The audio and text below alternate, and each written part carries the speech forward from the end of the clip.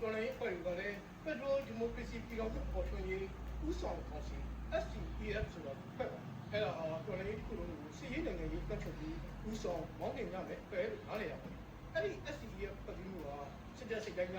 ပုံပြီးတိကျကျပြောရရင်အာဏာသိမ်းစစ်ဘောင်းတော်ရဲ့စိတ်တိုင်းကအာဏာတိဆောက်ထားတဲ့မြေပြည်တော်အာဏာကိုချက်မှောက်တန်ပြန်ထန်လို့တဲ့အထိအားကောင်းပါတယ်ဒါကိုဒီဘက်ဆွေးနွေးတော့မှာဖြစ်ပါတယ်ပထမဆုံးအနေနဲ့မြမအယူကိုဆက်စုနှစ်များစွာအဓိကစောင့်ကြည့်နေတာလေကျွမ်းကျင်သူဒေးဗစ်မတ်တဆန်ကိုလေးပါဒေးဗစ်ကြီးဒေးဗစ်ကိုတော့ပြရတယ်လေအာနာသိန်းစကောင်းတော်အားလုံးတမန်ကြောင့်သူများလည်းဖြတ်တယ်မလားအဲ့လိုလုပ်ဖို့ရဒီဟာသမတော်ကဘွေးဦးစီးချုပ်ဆိုတဲ့စစ်ရာလူကိုစုပ်ပယ်ခဲ့တဲ့ဆိုတဲ့အချက်ကိုကြည့်ဒီအပြောင်းလဲဟာအရက်ပါအုပ်ချုပ်ရေးကိုအစုံတရားအတိုင်းအတာထိအသွင်ပြောင်းတာမျိုးလို့ကျွန်တော်တို့ပြောနိုင်တာI don't think it's a civilian transition at all. I think it's a military transition. Civilian transition လို့ခေါ်တဲ့အရသာအုပ်ချုပ်ရေးအတွင်းပြောင်းလဲမှုဖြစ်နေတော့ကျွန်တော်လုံးလုံးမရှိနေပါဘူး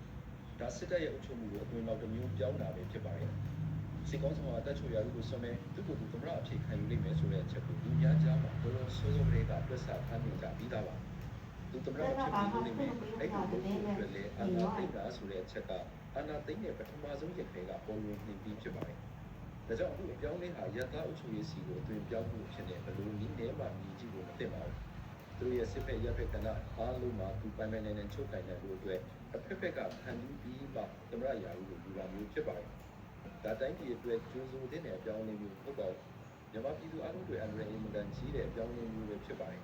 And that's a danger, I think, for all of Myanmar.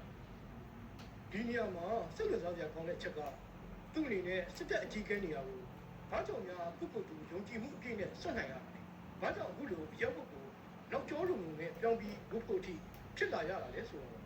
အားလုံးသိတဲ့အတိုင်းဒီနှစ်ပိုင်းတွေမှာစစ်တိုင်းဌာနချုပ်တွေကိုပါလွတ်လွတ်ရတဲ့အထိမြန်မာစစ်တပ်ဟာစီးရေးရမကြုံဘူးမရှိမလားရှုံးပွဲတွေကိုသူ့ဥဆောင်မှုအောက်မှာကြုံရပါတယ်။ဒါကြောင့်လေစစ်တပ်ကိုထောက်ခံကြတဲ့အဝန်းဝိုင်းထဲမှာကိုသူ့ဘောခေါင်းဆောင်ကောင်းဖြစ်မြင်ရတော့တဲ့အထိဝေဖန်တဲ့တွေထွက်ခဲ့တယ်။နောက်ပြီးအရင်စစ်တပ်ခေါင်းဆောင်တွေနဲ့နှိုင်းယှဉ်ကြည့်မယ်ဆိုရင်သူ့ရဲ့ဩဇာအာဏာနဲ့လွှမ်းမိုးနိုင်မှုဟာဗိုလ်ချုပ်ကြီးနေဝင်းတို့ဗိုလ်ချုပ်မှုကြီးတက်ရွှေတို့လိုမျိုးအတိုင်းအတာထိအောင်ဘယ်လုံးမှမရှိခဲ့ဘူးလို့သုံးသပ်ခဲ့ကြတယ်။ဒါပေမဲ့အခုလိုမျိုးစစ်ဖက်ရက်ဖက်ကဏ္ဍတစ်ခုစလုံးကိုပိုင်ပိုင်နိုင်နိုင်ချုပ်ကန်ခံတော့ဘလို့ယုံကြည်မှုတွေရလာ